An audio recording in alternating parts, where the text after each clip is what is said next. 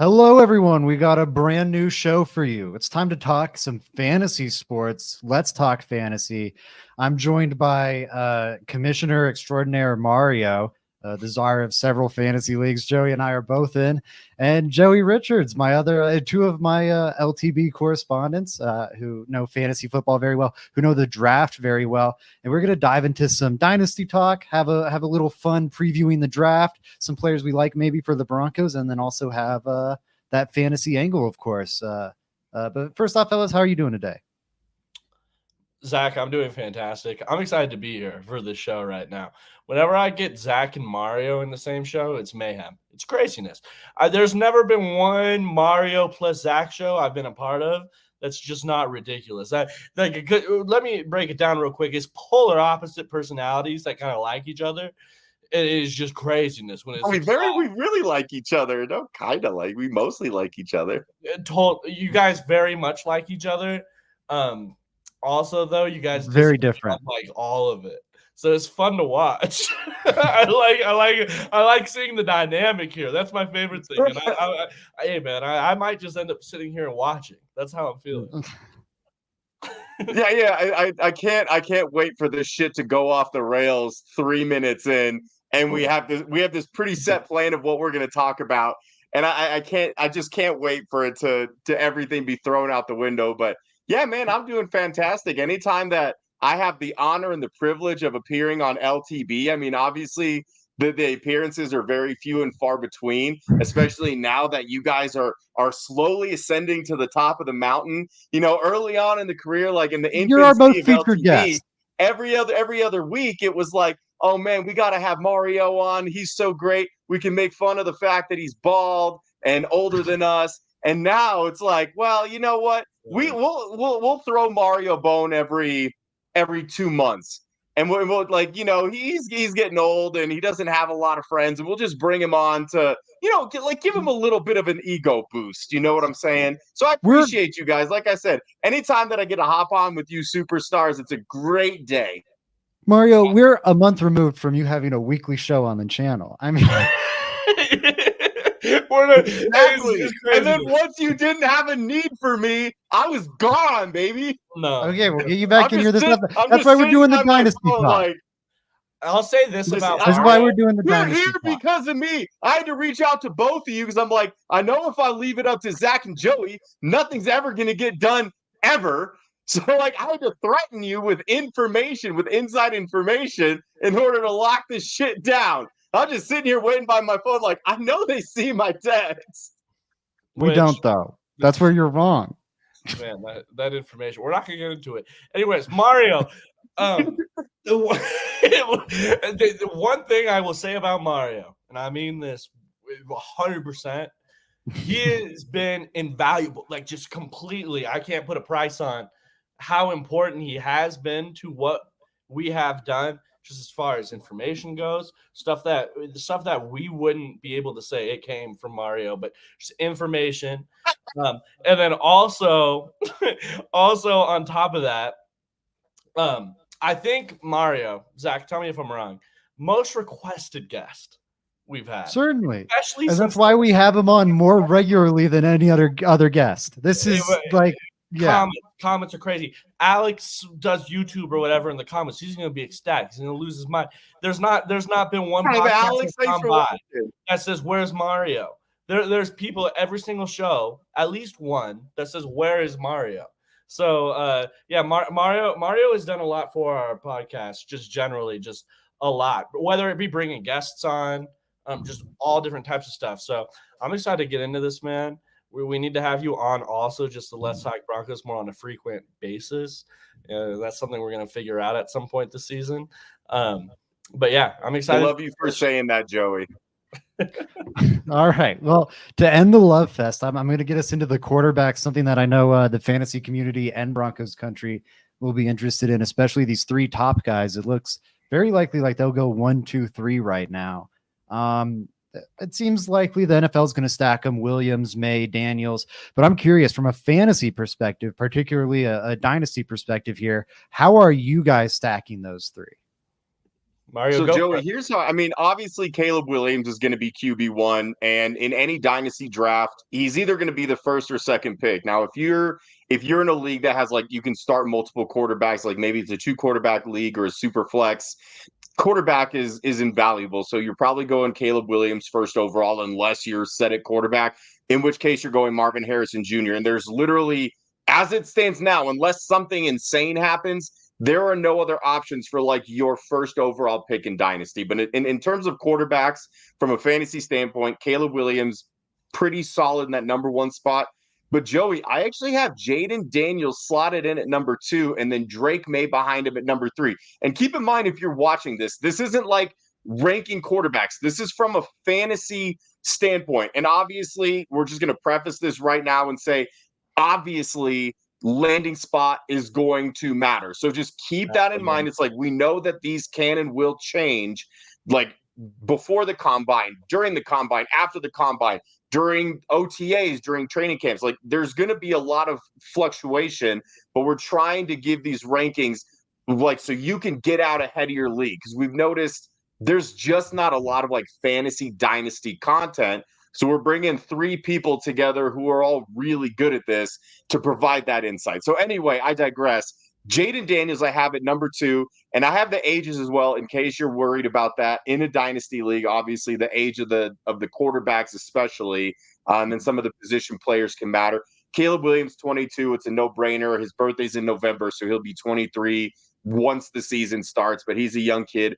Jaden Daniels is 23. He'll be 24 in December. And the reason that I like him more as a fantasy prospect as it stands right now, Joey, is the running ability. You know, you look at a Justin Fields and you're not saying, wow, he's a fantastic quarterback, and you wouldn't maybe necessarily have him, like want him to run your franchise because the Bears are about to trade him away. But in terms of fantasy production, when he's on the field, he's a top 5, minimum top 10 fantasy quarterback. So for that reason alone, I'm putting Jaden Daniels ahead of Drake May as it stands right now. Yeah, I don't hate that take, especially like we're not talking about specifically where they line up, right? Like where they go. The rushing ability in fantasy is huge. Like just the points are different for rushing talent, right? So I like if he scores a touchdown rushing, that's 6 points. In most leagues, if he throws passing touchdowns, it's like 3 points. So it's way different. And Drake May isn't going to get nearly as many rushing touchdowns as a Jaden Daniels is. My one worry about Jaden Daniels, and this goes both from scouting, just from an NFL perspective, then it lends itself to fantasy as well, is the guy thinks he's Superman, and I would have to teach that out of him. Like, we need to get a collage together of how many times this guy just goes out there, reckless abandonment. He probably weighs like 190 pounds, and just gets smacked. Like, the guy needs to learn that, like you cannot hurdle the one tack. You can't go right in the middle of the defensive line and try to hurdle the nose guard. You can't do that. You can't. So my one worry about Jaden Chris out there acting like he's Wile E. Coyote, dog. It's like every time he gets hit, it's a fucking cartoon. Exactly. You can't do it. You can't. We can get a collage every single game. He gets hit sticked. Every single game in college.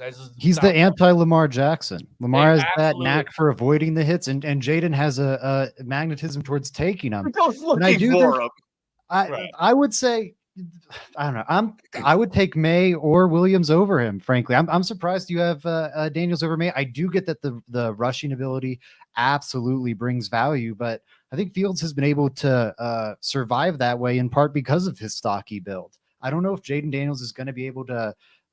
We just saw it with Anthony Richardson. Like that's a hard way to live as a quarterback if that's what your game's going to be predicated on. I also think, ultimately, you need these guys to work out in the NFL, or it's not worth anything. Like we can look at their traits and what they could all project to be at their best versions, but I just think it's considerably more likely that Drake May is a starting quarterback for the next 5 years than it is for Jaden Daniels to be. And lastly, yes, we don't know where these guys are landing yet, and it seems like maybe the NFL is overthinking Drake May. But if I had to bet money, I'd say Drake May is going to either Chicago via a trade back with like Washington. It seems like they might do a little flip-flop. But like Drake May is either going to Chicago or Washington. would be my bet. Yeah. And I think those are the two more desirable landing spots. I'm worried about the quarterback that goes number 3 to New England and has to deal with Juju Smith-Schuster and Mike Gesicki being his best weapons. Absolutely. But it is, I do understand Mario's point here with Jaden Daniels. I would say that if you were to take the boom prospect, the guy that I think has a higher fantasy ceiling, it's Jaden Daniels. It is, just because of the rushing ability. It absolutely is. He just needs to learn to be more Lamar Jackson and less RG3. That's really the situation as far as you cannot take hits. I would draft Jaden Daniels if you said he has a clean slate of health for the next 5 years. Like, if he can finish a season, Jaden Daniels might compete with Caleb Williams as my number 1 quarterback as far as fantasy goes. The rushing ability is just out of this world. We're talking about a guy literally that is probably going to go in there and he's going to run 4.4, something insane for quarterbacks. Rushed for 1,000 yards in the SEC. Absolutely. And that's just something Caleb and Drake don't do. They don't. So, and those points mean more than the passing yards. They mean more. So I think he has a higher ceiling than probably both. If I'm being honest. I do get your point though, Zach. Like, you're right, and obviously it'll depend on where they go, and longevity, of course, is going to matter. But you could say that about any player, any quarterback ever. I mean, to my knowledge, Anthony Richardson didn't have injury issues at Florida. But this dude was just too big, too fast, had no idea how to protect himself. And hopefully, like, whoever ends up with Jaden Daniels, they'll actually use Anthony Richardson as a cautionary tale, where it's like, he has all the talent in the world. He can do literally everything. He's good at literally everything. But he just kept getting hurt because, like Joey said, he plays with reckless abandon the same way that Jaden Daniels did. So I would hope that whatever team drafts him, they're like, look, you have insane talent. You have things that very few, if any, quarterbacks can do all in one package, but you are of zero use to us if you are not on the field. So, I mean, honestly, with those 3 guys, as it stands right now, you can't really go wrong. Again, Caleb Williams is going to be the first quarterback taken. I think he's in a tier all by himself. But, if that's tier 1A, then I feel like Drake May, Jaden Daniels are 1B as it stands now.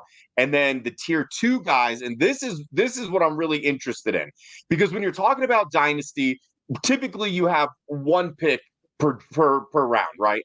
Unless you've traded around a little bit. So if you have fewer picks and you're trying to build your team, especially from a quarterback standpoint, let's say you don't have an early pick, like you don't have a top 5, top 6 pick, which means you're probably going to miss out on these top 3 quarterbacks. This is where it gets interesting, because these next 3 guys, I mean, we can all make pretty solid assumptions that the top 3 quarterbacks will be starting either their rookie year or at the latest by their sophomore year, and they will be the starting quarterback of their teams. These next 3 guys, and really every other guy on this list, but these next 3 guys in particular, that's a little bit of a toss-up. You're talking about, like, from last year, guys like Will Levis, who doesn't go in as a starter, but eventually ends up getting to start. Your Hendon Hookers, who was drafted relatively high because you're thinking if Jared Goff struggles, he's going to be the starter. But now it looks like Hooker's not going to have any value. So for these next 3 guys, JJ McCarthy, Michael Penix Jr., Bo Nix, and that's the order that I have them in for one major reason. And it's the same reason that I like JJ McCarthy for the Denver Broncos as opposed to Bo Nix and Michael Penix Jr. And that is, he literally just turned 21. This kid won the national championship before he could legally drink. And so almost by the time that his contract would be up and that it would be time to renew his contract, he would almost be as old as Bo Nix and Michael Penix Jr. are right now. So he's 21. Penix is 24. Nix is 24. So for that reason, for the Broncos, specifically, if you're looking for a quarterback in the first round, unless you trade up, you're not touching the top 3 guys. I don't mind at all taking JJ McCarthy at 12 because he's 21. And it's the same logic that we're using for this fantasy class. Like, if you have an end of the first round pick or an early second round pick, you need a quarterback. I'm taking JJ McCarthy over Penix and over Nix 100% of the time, because I think the odds of them starting it's all pretty even. I think all three of those guys have about the same odds to start. Obviously, again, it depends on where they go. But man, you can hold on to McCarthy. If he doesn't start for 2 years, in the span of those 2 years, he'll still be younger than Penix and Nix are now. So sometimes you have to play the long game in Dynasty. And so from that perspective, you have to go JJ McCarthy over these other guys. Well, and let's just play the short-term game too. I mean, talking about like the draft positioning or landing spot, it's very likely JJ McCarthy's a top 20 pick. I think it's pretty far-fetched that Bo Nix or Michael Penix are top 20 picks. I think media is high on him. I think fans are high on him. And I think as this draft process wears on, we're going to see them fall and fall and fall in those mock drafts. We're already seeing it happen right now. And I think by the time we reach late April, it's going to be a surprise if they wind up in round 1.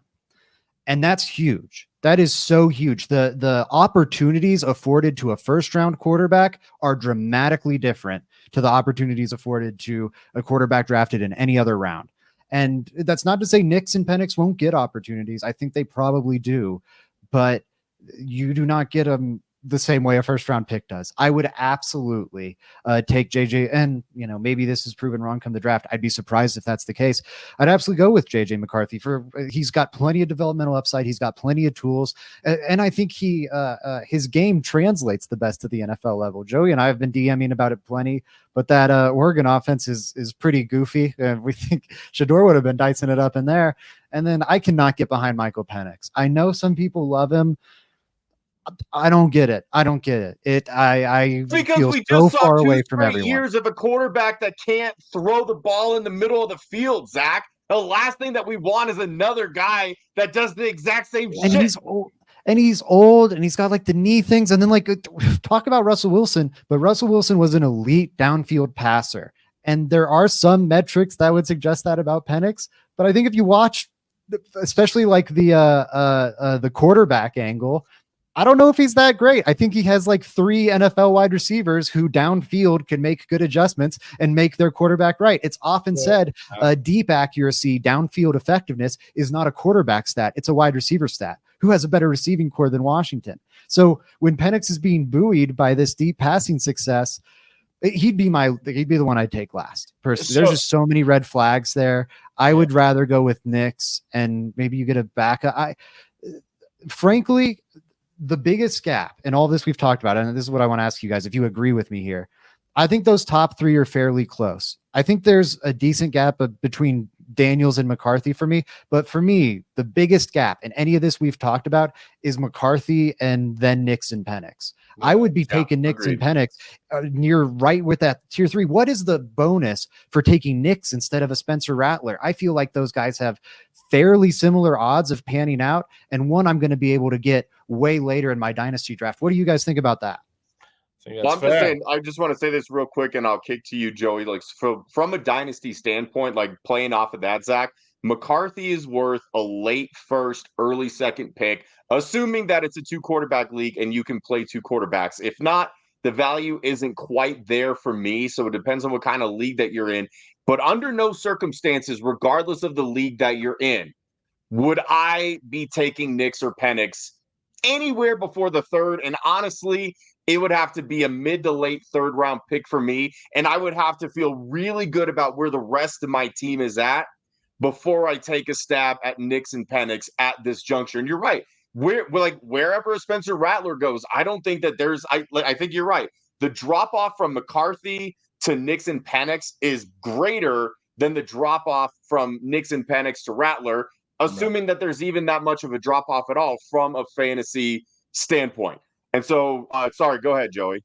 No, I think that's absolutely right. I think one aspect that we should talk about is just like, hey man, we're talking about 2 of these top 3 quarterbacks going to the Patriots and Commanders, and I haven't liked either. Whoa! I haven't liked either of what they're doing on offense just this offseason. I haven't liked it at all. Whereas I might thinking like, what if McCarthy gets drafted by Minnesota? Kirk Cousins gone. He has Justin Jefferson to throw to with Kevin O'Connell as head coach. That just seems like as a year one a really nice option, place for him. Yeah, like what am I talking about here? Like that just seems so much more appealing as far as a fantasy aspect for 1 year at least than either of those two guys to me. It's hard for me to imagine anybody having success in New England this next year. It's hard for me to imagine anybody really having success in Washington this next year. I could see a quarterback going to Minnesota, for example, or some of these later round teams that I could see for McCarthy, and him have more year one success than these other guys. Now, of course, it is a dynasty, so I'm thinking longer down the road. It's just I think fit is such a big deal here. And I think McCarthy has the traits to deal like those other guys. He's just more raw right now. So if I'm betting on potential, McCarthy definitely it's a lower drop off from Daniels and those guys to McCarthy than it is from McCarthy to Penix and Nix to me. It just the age. Okay, someone's putting a first round pick into him, so I believe in them. He is at least going to get a few seasons to make it work. Like I don't mind McCarthy in a dynasty draft if the fit is right. I don't mind that at all.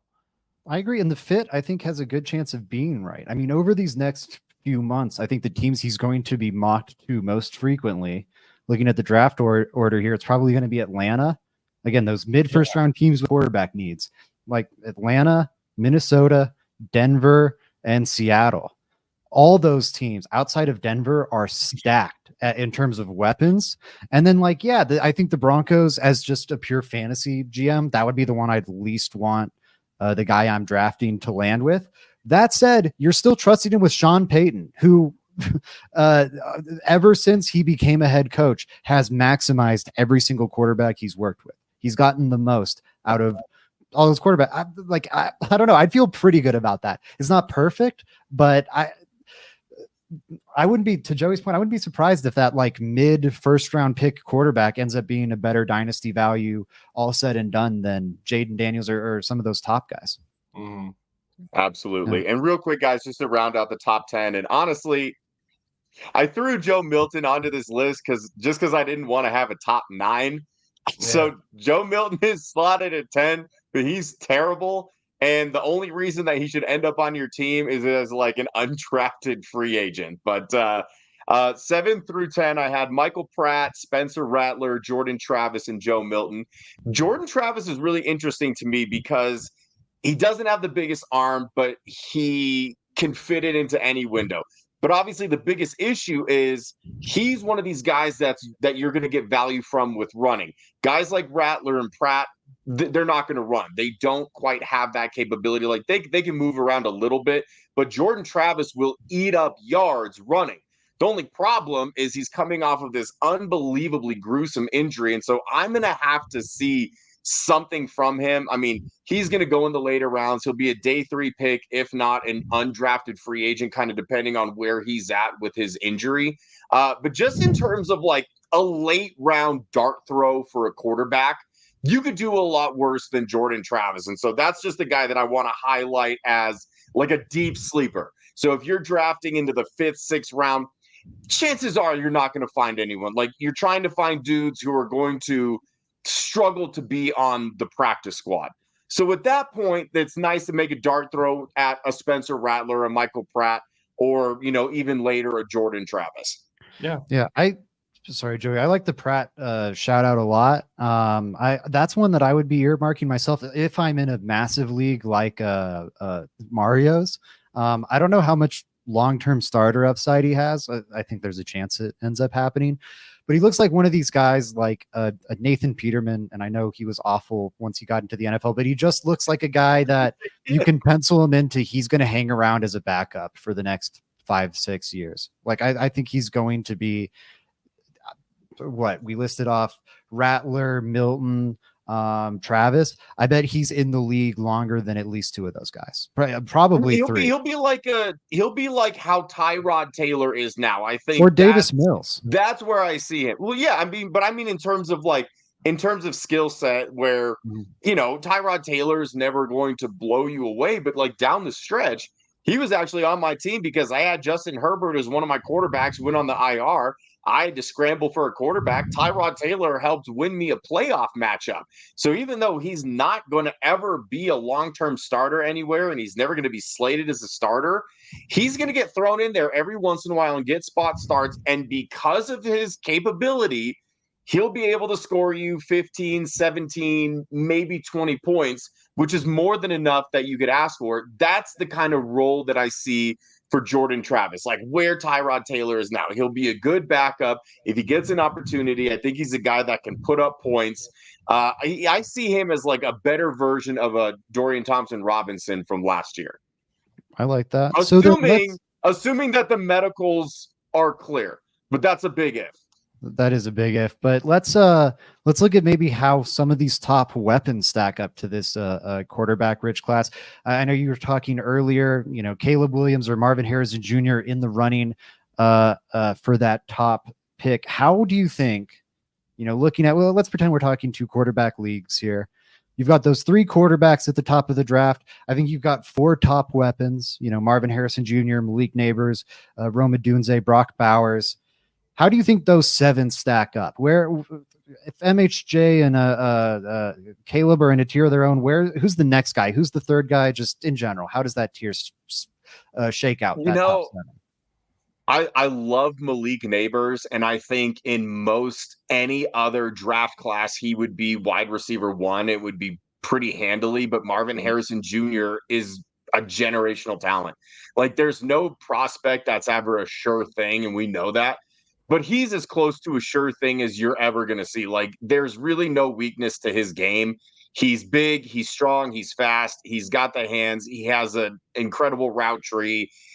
I mean, you can feel really, really good about taking him. And then with Neighbors, it's kind of the same thing. Like, doesn't quite have the size of a Marvin Harrison Jr., but showed you everything that you expect to see from an LSU wide receiver. But as long as we're talking about these weapons, and I just want to mention really quick, in case you're not aware, this running back class from a fantasy standpoint is going to be really weak. There's maybe a couple bell cows in there, assuming they go to the right spot. But as it stands right now, and maybe we talk about the running backs another time because that's really how bad the class looks right now.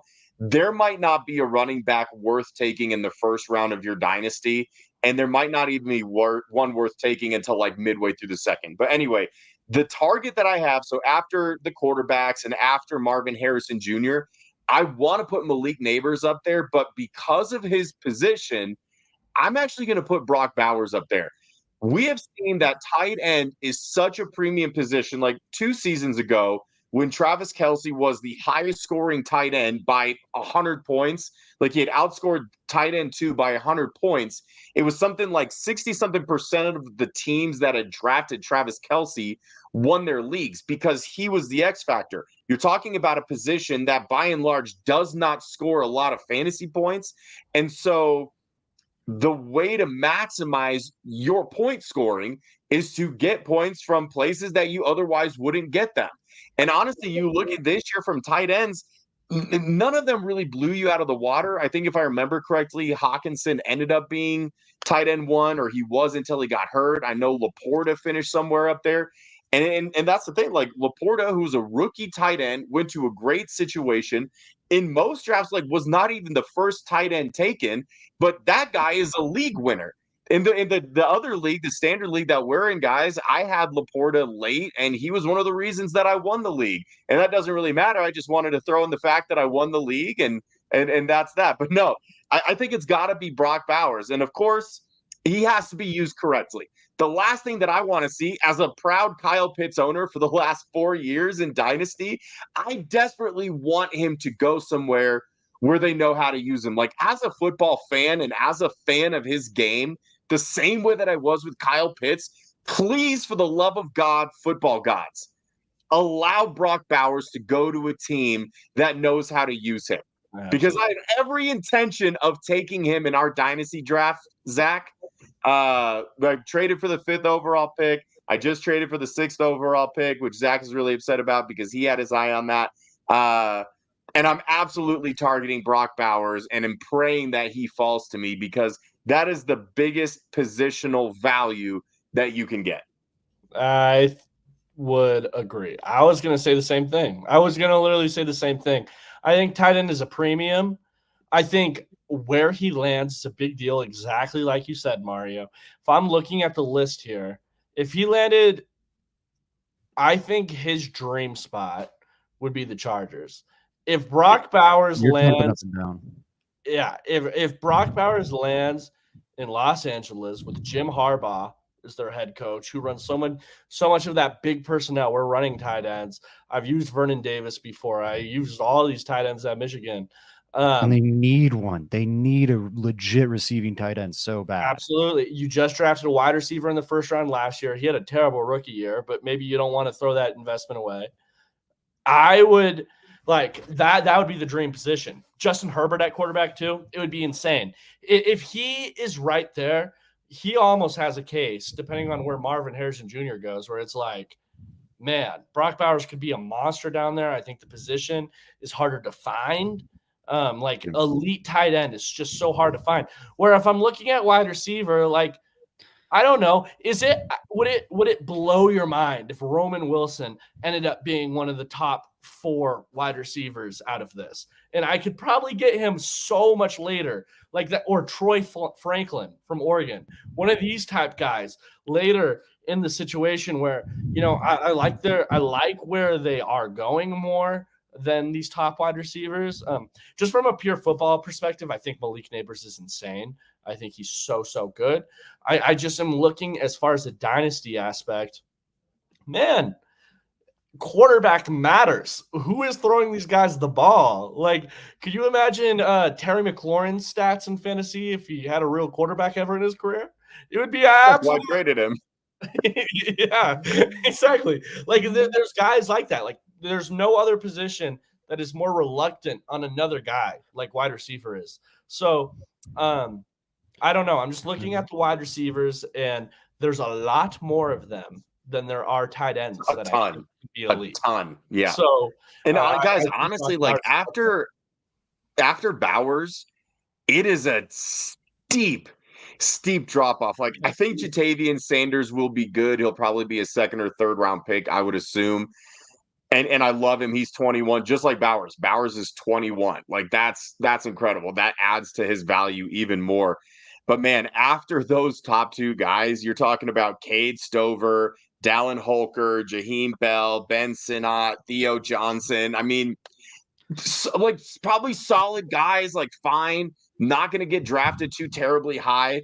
Like, the 2 names that I like there are Dallin Holker, honestly, just because I really liked what I saw from him in that CSU game. And I saw I've only seen highlights of him, but he's a natural hands catcher. He makes things happen after the pass. And that's kind of the big thing that you look for in tight ends, right?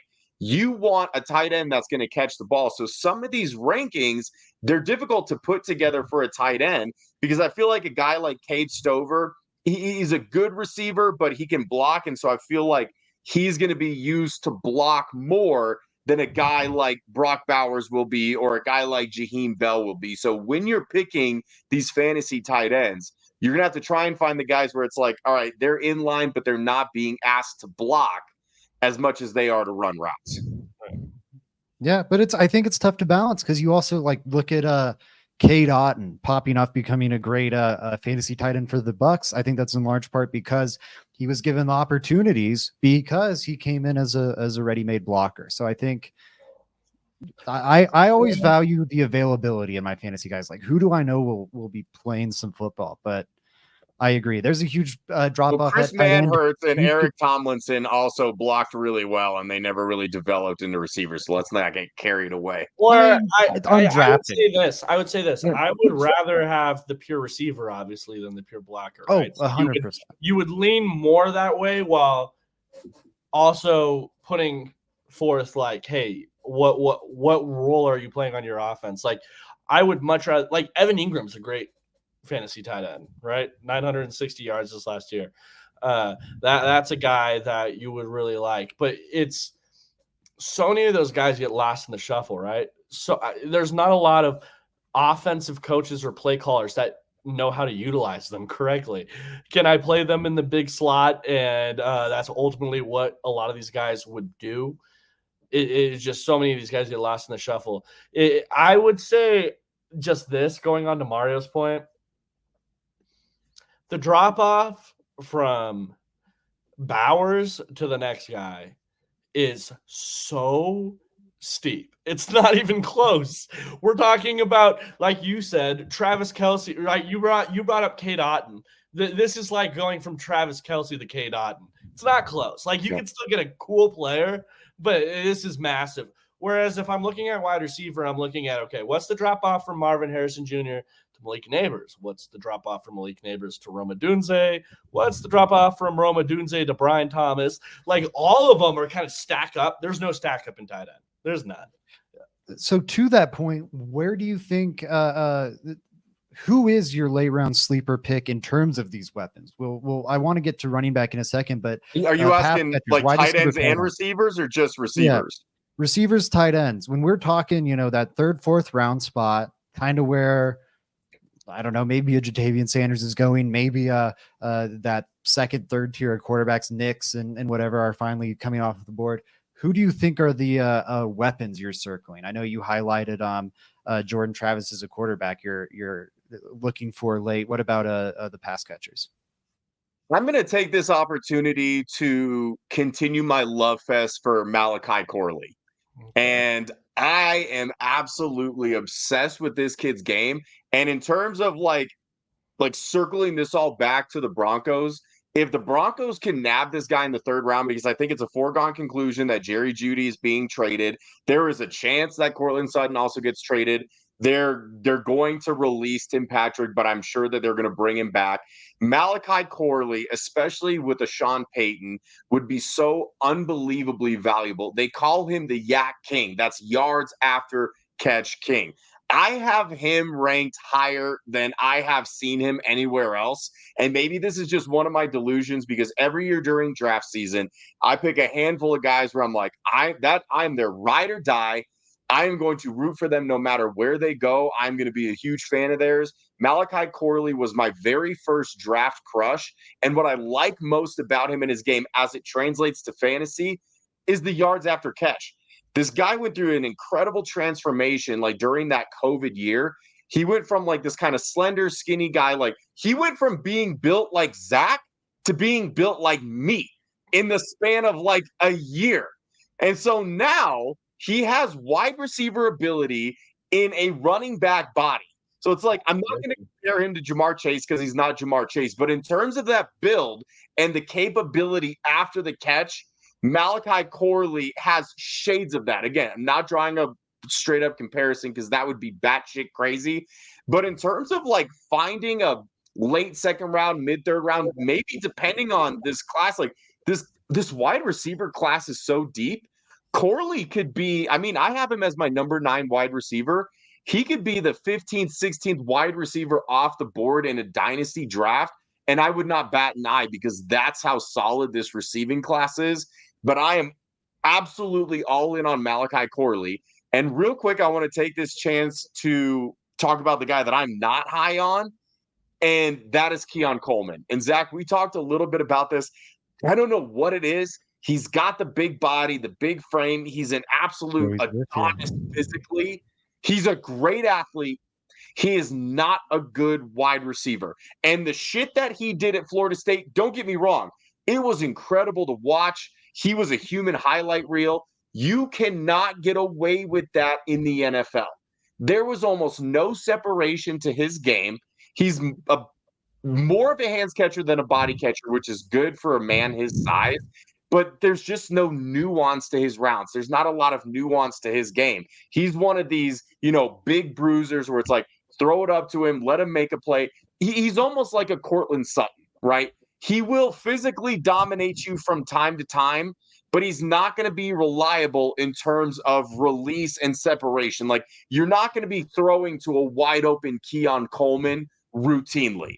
So unless he goes somewhere where they're literally scheming to get him open, I'm much lower on Keon Coleman. Now, he's still in my top 10. I'm not completely writing him off. He's a very good wide receiver. But in terms of value, I would rather have a Malachi Corley, a Ricky Pearsall, a Ladd McConkey, Tez Walker, Xavier Worthy, guys like that in the 3rd and 4th round than I would ever consider taking Keon Coleman like early 2nd, which is where he's being projected. Yeah. In terms of dynasty. I think Keon's a huge projection. I think that's really what it is. He is just a massive projection. Like when I'm looking at Florida State film, I came away thinking Johnny Wilson, who's 6'7" and 235 pounds, he's a better separator than Keon Coleman is. Like really, he's a lot more nuanced as a route runner than Keon is. Now, Keon has some unreal ability just as an athlete. Like his basketball background, because he was a Division I, played on Michigan State Spartans basketball player, that pops. It pops all over his film. He jumps high. He runs fast. He was their punt and kick returner at the size he is. And he 6'7". He returns shit all the time. It's crazy. Young Coleman was insane as an athlete. It's just like he is not a day one player in the NFL. I've seen a lot of N'Keal Harry comps for him, which is kind of what scares you, right? Ooh. That's a little scary. Scares you is just like you're looking at him as a guy that's coming out, not a great separator, really good at the 50-50 balls, really good after catch. Can he get open? That's what we're trying to figure out. And that's just going to be a development thing. Who's his wide receiver coach? Who knows? I think he's scary, though. Like you said, he's definitely scary. If I'm looking at guys that I think are sleepers in this draft, I'm looking at guys that I think could eat up a bunch of targets in the NFL. I'm looking at PPR, who's catching the ball the most, who can I get points per reception on, right? And I think my big sleeper here would be, I think I'm looking at tough catching over the middle, route running. Ricky Pearsall from Florida would be my sleeper here. Route runner, slot wide receiver, I think, with some outside versatility, but I think mostly a slot wide receiver. Is he the best athlete? No. But one thing he can do is he blocks. So he's going to get playing time because of that, especially playing closer to the line of scrimmage as a slot wide receiver. He's going to catch the ball because he's tough over the middle of the field. And then 3, he gets open. He separates. He is a guy that I think is going to have a long career in the NFL because of all 3 of those traits. And I think he's one of those guys. Is he going to be the most valuable wide receiver on your team? No. But he could end up number 2 on your team's, your overall, if you look at the box score as a season, who had the most receiving yards. I could see Ricky Pearsall being your second best guy on that, who just had 900 yards and 6 touchdowns that year in and year out. I could see that easily. It's kind of like what's my guy from this is a terrible comp, but hey, Puka. It's like Puka. Puka is not the best athlete, but what can he do? He can block his ass off. He can run routes, and he's tough over the middle of the field. All 3 of those traits are Ricky Pearsall. And if you have those 3, you're going to make a living as slot wide receiver. So I think Ricky Pearsall from Florida is a guy that, hey, if you have your 4th round pick there in fantasy, draft him because I guarantee you he's going to catch a lot of footballs. I like that. I don't know if he's going to sneak up on anybody after the Senior Bowl. I mean, you were at the Senior Bowl, Joey. You saw him firsthand. I think the 2 receivers that helped their stock the most, and correct me if I'm wrong, but it's Ricky Pearsall and Ladd McConkey, who I have slotted at 10 and 11 respectively.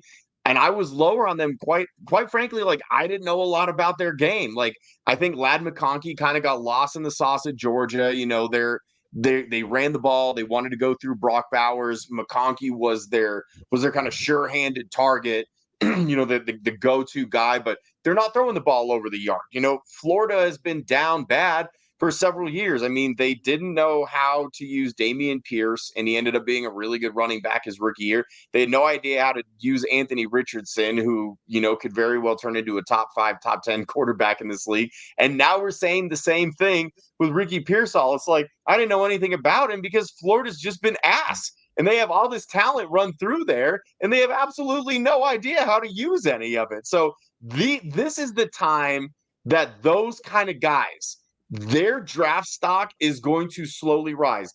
I assure you, they're probably going to have a good combine. They're going to look good. They're going to look fluid. And I'm really glad that you brought up Puka Nacua, Joey, because that's going to be the measuring stick now. Yeah. Every team is going to want to find their Puka Nacua in terms of like a really, really good wide receiver that does it all, that's super tough, that you could sneak off with in the 5th round of the NFL draft, 5th, 6th round of the NFL draft. Absolutely. Yep. I think that's what everyone's going to very fair take. That's what everyone's going to be looking like this year. Another reason why you won the league, Mario, getting Nacua. It's always going to haunt me. He was available after week 1. I missed him on the waiver wire, and I think you actually won him on the waiver wire. Yeah. No. So in our dynasty league, I drafted Puka in the 4th round. Maybe it's the Larry. Mario, talk that. Yeah, shit, I love it. That's there what was one of them where he was available. Baby. There was one where he was available on the waiver wire, and I saw you. So that was our other league, and Larry, Lindsay actually ended up signing him. No, so for our dynasty, I'll tell you what happened, because I was higher on Puka Nacua than I was on Jaden Reed. And I had the first pick of the 4th round, and then I think like the 5th or 6th pick of the 4th round. And for whatever reason, Puka was falling really low in a lot of these drafts. Like, I had gotten to a point where I was ready to take him in the 3rd round, but the way that the draft fell, it's like I just didn't feel good about it. So that first pick of the 4th round, Jaden Reed is sitting there when he should have been a late 2nd, early 3rd round pick. And I have this conundrum because I'm like, Puka was circled as like my guy, and I would not have forgiven myself. But at that point, I'm like, I can't not take Jaden Reed if he's sitting here at 4-1, the way that he was being projected. And thankfully, Puka fell to me because one of the guys in the league decided to take Stetson Bennett right before him. So shout outs to him. Yeah, that was good drafting, Mario. Now, we would be remiss if we went through a whole dynasty show and didn't talk about running back at all, although it is a very weak class. So as we wrap things up here, I'm curious, who do you guys think is the best running back in this class, and where would you start to feel comfortable targeting that guy in fantasy? I think so much of this is situation. Like, so much. I just need to see the situation. The guy that first tier then is I think the guy that I think is most fitted for, like, this guy can carry a ton is the guy that we have seen do it before, and that's Blake Corum from Michigan. I've seen him do it. That's literally the reason why. I've seen him do it, and he does it at a high level. I think he has insane vision. Just watching him, I haven't like sat there and watched Blake Corum specifically, but I've watched a lot of Michigan football just off of other prospects I've been watching play them, and his vision is disgusting. It's nasty. The way he plays with second level defenders before he even gets into or hits a gap, it's NFL stuff. So I would go Blake Corum. I think that if he found himself in a role where he could get the majority of the carries, he would make the most of it. I feel very comfortable with that, and we've already seen it. I haven't seen it with a lot of these other guys yet. Yeah, I agree with you, man. I'm going to take it a little bit of a different direction, and I'm just going to throw out some names because, like you said, the situation is so unbelievably imperative. I mean, if you don't believe us, look back at where Zach Charbonnet went last year. If he went to like 25 other teams, Zach Charbonnet would have been probably the best rookie running back. And instead, he got drafted by Seattle, and he had to split carries with a second-round pick from the year before in Kenneth Walker. But I digress. My running back one right now, as it stands, is Braylon Edwards. I consider him to be one of those workhorse-type backs. And now, at this point of fantasy football, there's always going to be committees. It is very rare to find like a true workhorse back who's going to get 85, 90% of the carries. I think Braylon Allen can be that guy. And the thing that I like about him most, and honestly, the reason that I have him and some other guys ahead of Blake Corum right now, Joey, he's only 20 years old, whereas Blake Corum is 23 and will be 24 in November. So you're going to get 4, 5, maybe 6 good years out of Blake Corum. But we all know that if you're a running back, once you hit 30, that is when you hit the wall. And running backs' values are already incredibly low. So if you're talking about, a guy whose value may or may not be there by the end of his first contract, I don't know how confident I am in drafting him super high. Now, in terms of like immediate situation, I think Blake Corum will probably be the best rookie running back as a rookie. But if we're talking about longevity, the fact that Braylon Allen is only 20 years old and he has all of these tools and he's still developing as a runner, that's why he's slotted as my number one running back. And a guy that I keep going back and forth with between Braylon Allen and him is Jonathan Brooks.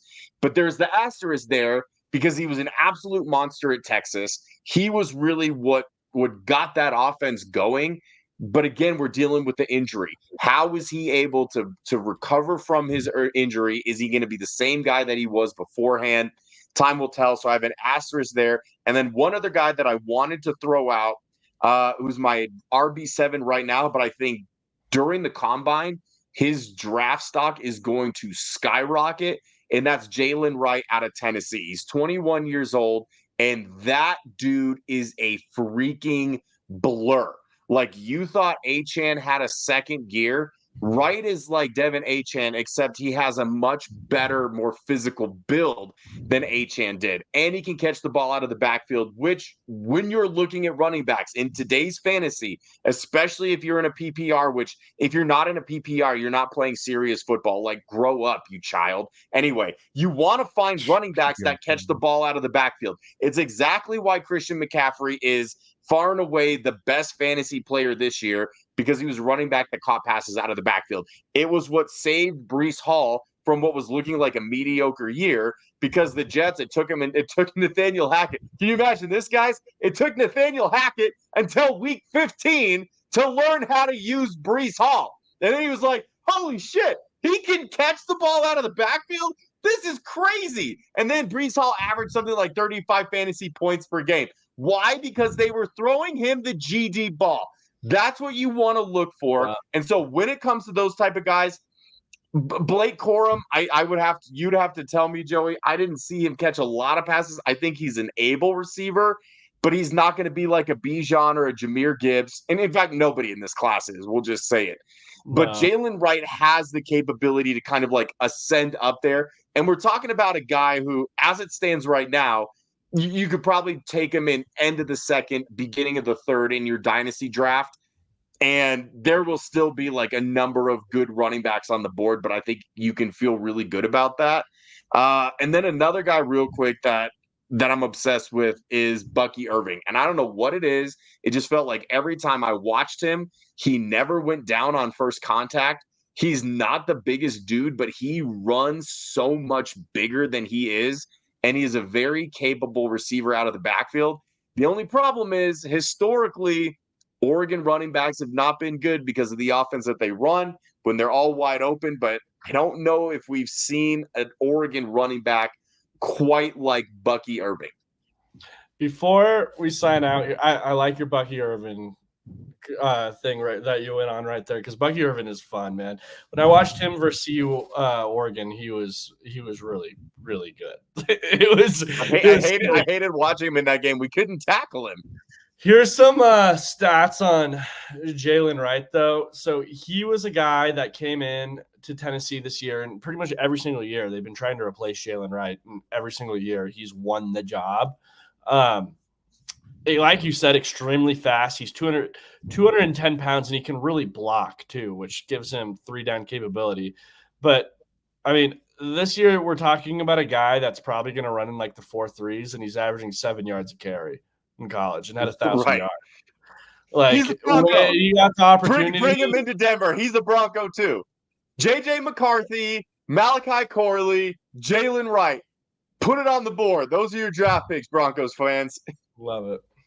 What do you I will say the Braylon Allen youth point, I think that's very appealing. You don't want to go with a ton of tread on his tires. And I was just trying to look up ways to contextualize how young he is. And I found a pretty good one here. We all watched the Super Bowl halftime show this past weekend, I'm sure. And we saw Usher play the song Yeah. He had Ludacris and Lil Jon come out for it. that song was the top song the year Braylon Allen was born. So, like, that song That is really as bums old me out as to this hear, NFL man. player. And they just did that at the Super Bowl halftime really show. sad. Usher's career is considerably older than Braylon Allen, like by several years. That's how young this guy is and how old Mario is. And I think that's a good note. I was listening to Usher in middle school, Playboy. That really bums me out. Well, thank you guys so much for making the time. We're going to have to follow up on this after the scouting combine, see how these rankings change, argue about them some more. Until then, Mario, Joey, tell people where they can find your incredible work. First, Mario, go ahead, man. Where can they find your work, bro?